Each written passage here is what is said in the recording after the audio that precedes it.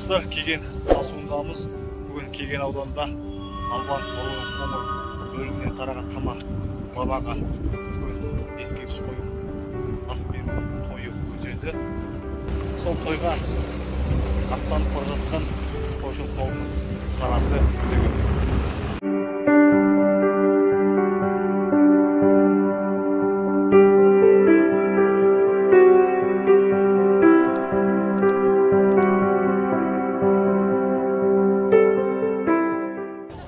Бұл ескерткіштің айналасындағы жарықтандыру күн аталарым кеше көрген жоқсыңдар ма? Көрді ғой. Біледі балалар. Алады. Сондай-ақ ескерткішке түсу Кешегі тәртібі де жазылған, негізі өте. Кішкентай балалар қайда жаңа бағанағы гүл көтеретін балалар, қыздар. Жалпы әрбір жердің өздік ардақты латисті ата-бабалары руына қоятын ескерткіш кешендері болады. Бүгін Кеген ауданы Албан Тама баба бабаларына ескерткіш кешенін ашып жатыр. Бұйырса біздің Жазиралы Жаркент өңірінде де осындай ескерткіш ашуға тиісті үлкен ру бар, білеміз. Бұйырса Жаркентте Суан бабамызға бізде де ескерткіш қойып, дүркіретіп, күллі Жазиралы Жаркент жұртына ат жаптырып, той жасайтын бір сәт келетін шығар деп ойлаймын.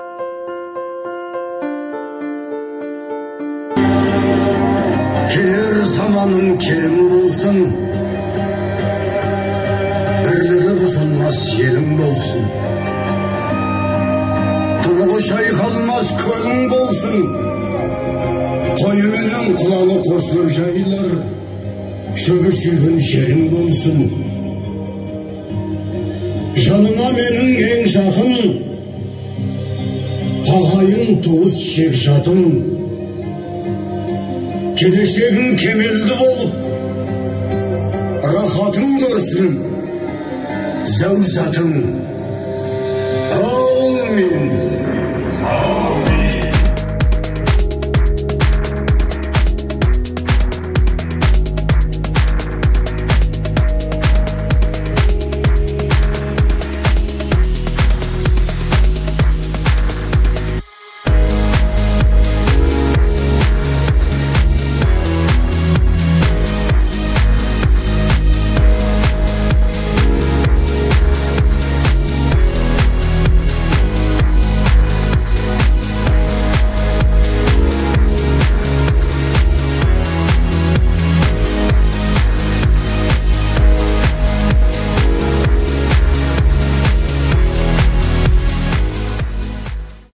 Ал енді бағана Тама бабаның ескерткішінің ашылу рәсімін көрдік. Қазір Қарқара жайлауына кетіп бара жатырмыз. Қарқара жайлауында киіз үйлер тігіліп, үлкен ас беру, аламан бәйге, қазақша күрес, басқа да ұлттық төл өнерлеріміз дәріптеледі дейді. Енді жайлауға бара жатқан жол керемет өте көргендей. Тауы да, даласы да жайқалған. Биылғы жалпы Алматы облысы, Жетісу облысы былтыр жылмен қарағанда көктеуі, шөптің өсуі өте бітік, нығыз, сондай бір көз тойдарлық алқап екен.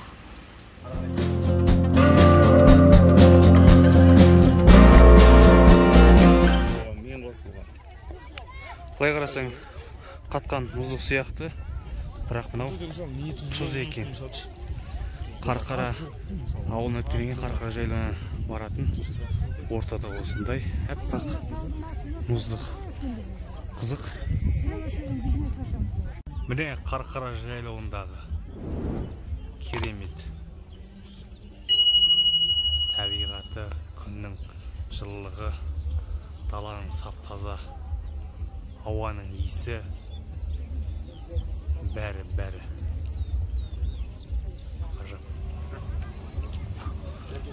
Тама ата ауылы. Осыдан ары қарай киіз үйлер, ас беру орындары, тұрғындардың мына жағы сауда саттық орындары белгіленіпті. Міне бүгін осы кісінің ескерткіші ашылды.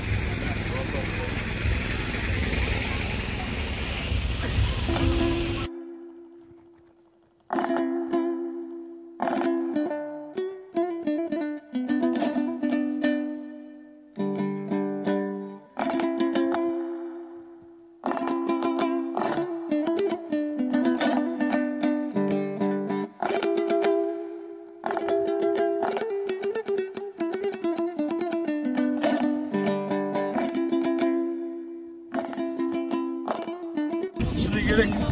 Бұндай тойда көрмегенде біраз болыпты. Осыдан бір 3 жыл бұрын Айымбек ауданы Шілігіде жайлауында керемет осындай аспап көп той болған. Оның ас сөзде елге күйшілер жиналған адамдардың мерекеге деген қуанышы өте ерекше. Жалпы осындай жайлауда болатын салауат тойлар біздің мәдениетін дамытады, қазақтың деген көтереді. Сондай бір өте ерекше іс болмақ.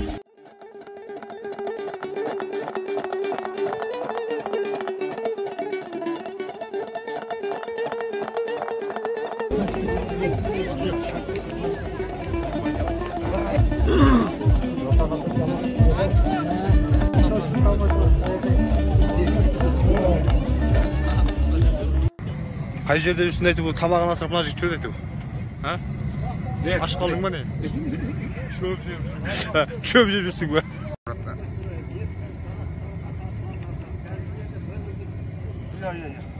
Құдайға құтты болсын онда.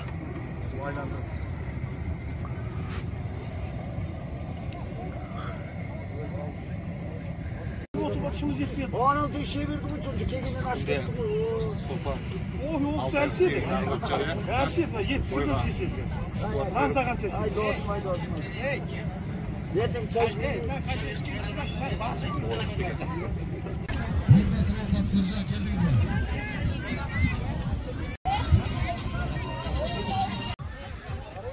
Mына жерде 83 үй тігілді дейді.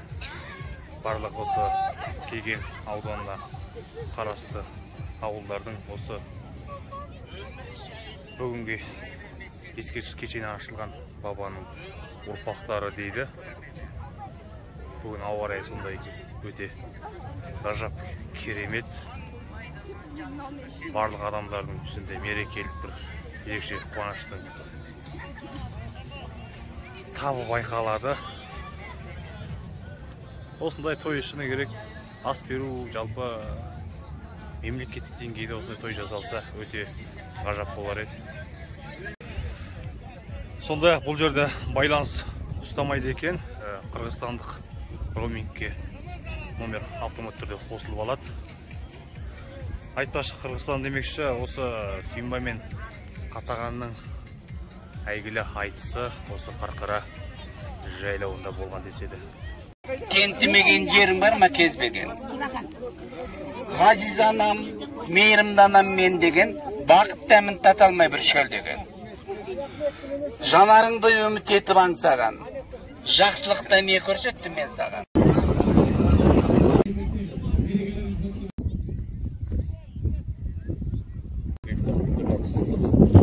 Біздің Жаркенттік біраз ат бапкерлері осы жерде жүр. Көбі аламан бәйгеге қосамыз дейді. Енді аттары бәйгелі болсын дейміз. Қазір аламан бәйге басталайын деп жатыр. Шамамен 80-ге жуық ат жарысқа қатысуға өтініш берген дейді. 7 орын беріледі. Бірінші орынға 1 миллион және 1 жылқы, екінші орынға 700 мың, үшінші орынға 500 мың, кейін тайқұлан деген сияқты 7 орынға жүлде тігілген дейді. Міне аламан бәйге басталды, дүбірлі. Аттың тұяғының дүбірі қиқы ойын дейді. Керемет. Қандай керемет, ә?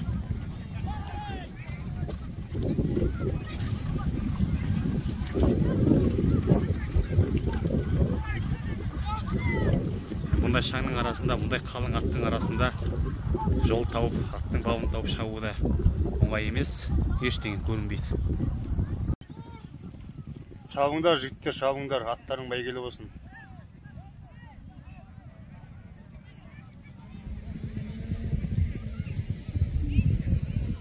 Жалпы осылай бір-біріне жақын шауып келе жатқан балалар бір-біріне ақылын айтып, не болмаса кейбіреулер бір-бірін боқтап, солай шабуда.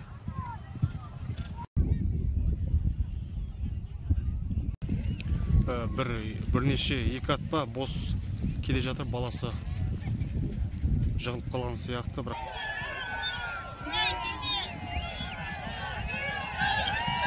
Мына ат қызуғанды келе жатыр. Бұл ат неге ұстап қажеті жоқ. Өйткені көшпенділердің аламан бәйге дәстүрінде мәре сызығына келсе, бұл атты бір орын кейіндетіп береді. Мысалы, екінші орын келсе, шабарман бала жоқ себепті үшінші орынға бір орын кейіндетіп бәйге беруге тиіс. Енді мынаны бәйге жолынан шығарып тастады, бұл дұрыс емес.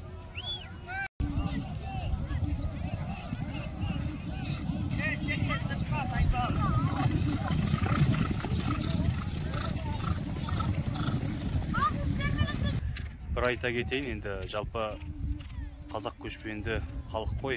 Негізі бұлай айналып шабу біздің дәстүрімізде меніңше жоқ болатын. Өйткені біз жері тар, ұлан ғайыр далада көсіліп шабатын жері жоқ. Европа емес біз. Бір жерді айналып шабу сол еуропалықтарға тән жарыс үлгісі. Ал біздің мысалы құлагердегі жырын оқысаңыз, поэмасын оқысаңыз, Ерейментаудың баурайындағы Сағынайдың асы қалай берілгеніне куә боласыз. 500 аттың Ерейментау баурайын қалай дүбірлетіп шапқанын білеміз. Жалпы алыс қашықтыққа таудың баурайында шауып, қазақта көмбе деген болған, сол көмбеге қарай тартып, биікке 1-2 шақырым жерге аттың өрге қарай салса, нағыз бәйге, аламан бәйге, қазақтың көшпенді даланың аламан бәйгесі сол болатын негізі.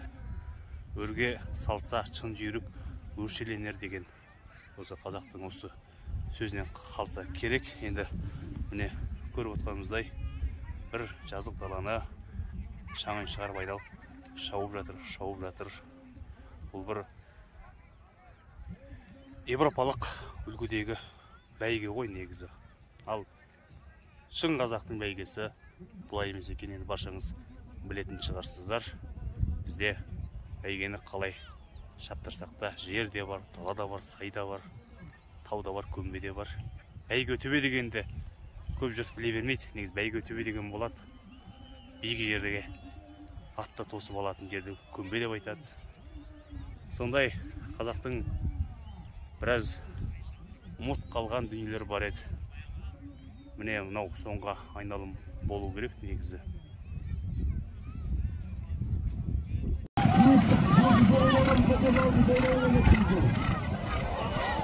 Бері қарай жетекте. Бұл ат аяқ ақсап қалды. Тоқтатта жетекте. Атқа шабу оңай емес. Нешедесің? 14-те. Қанша уақыт бар атқа шабу жүрген? 1 жыл болды. Міне 11 айналым, яғни 32 шақырым бойы алдына қара салмаған ат бірінші орын келді. 11 айналым 32 шақырым бойы оқ бойы жалғыз өзі шапты. Жамбыл ауданының аты деді, аты қызғалдақ дейді. Керемет.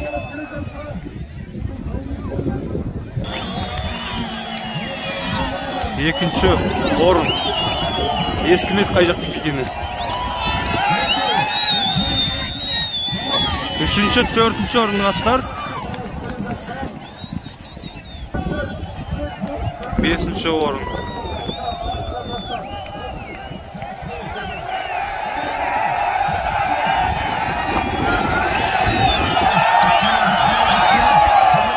Алтыншы орын. 7-ші, 8-ші орын. 87 аламан бәйгеге қатысты. 87 ат. Соның ішінен іріктеліп, шамамен бір 40-қа жуығы қалды. Той құтты болсын ағайын. Әрқашан аттарымыз бәйгелі. Қазақтар тату тәтті осылай той мерекеміз көбейіп жүре берейік.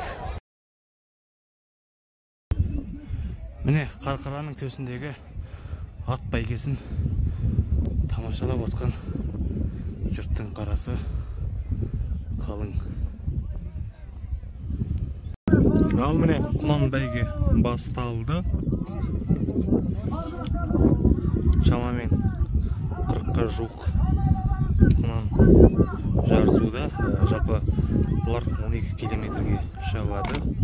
5 орынға жүлде тігілген, бірінші орынға үлкен ат деді. Ал кетті міне. Әй бәрекелді.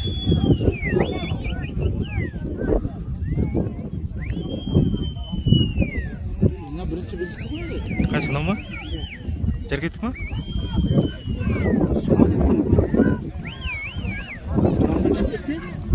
Міне дүбірлі.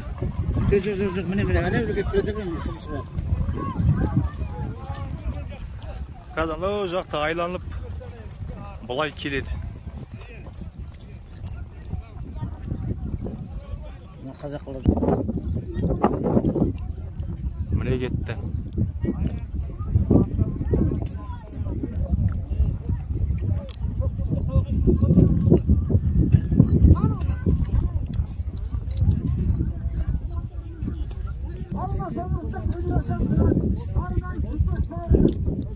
Соңғы айналым. 3 айналымда барлығы итпес келе жатты. Соңғы айналымда тізгіннің басын жіберіп, мықты жүйрік аттар шыға бастады алдыға. Міне кетті.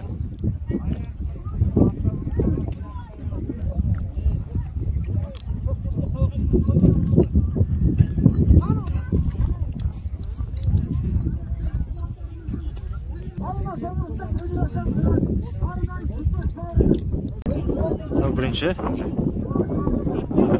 өтті, екінші үшеу, үш, төрт.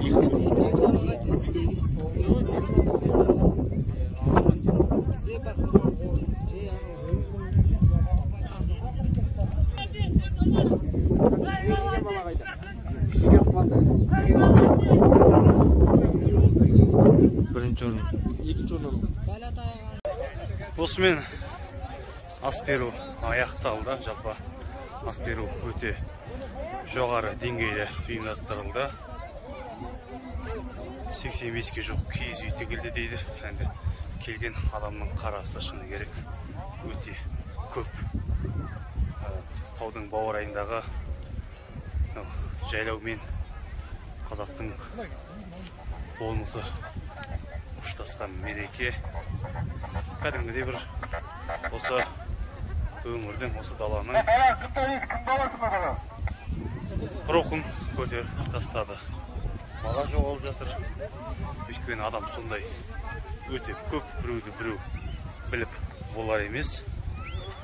Той деген осылай болу керек шығар әкесі. Болғаннан кейін осындай далада, осындай таудың етегінде жайлауда жатса керемет. Енді бұйырса біздің бел жайлауда да той аламан бәйге болады. Ас беру болмаса да сол жақтың атбегі жалпы ұлтшыл азаматтары құдай қаласа осы айдың аяғына қарай үлкен дүбірлі доданы ұйымдастырады. Бұйырса онда сіздерге көрсететін боламын. Еліміз аман болсын, жұртымыз тыныш болсын әрқашан. Қазақы бірлігіміз ажырамай осылай өсіп өне берейік. Аман болайық ағайын.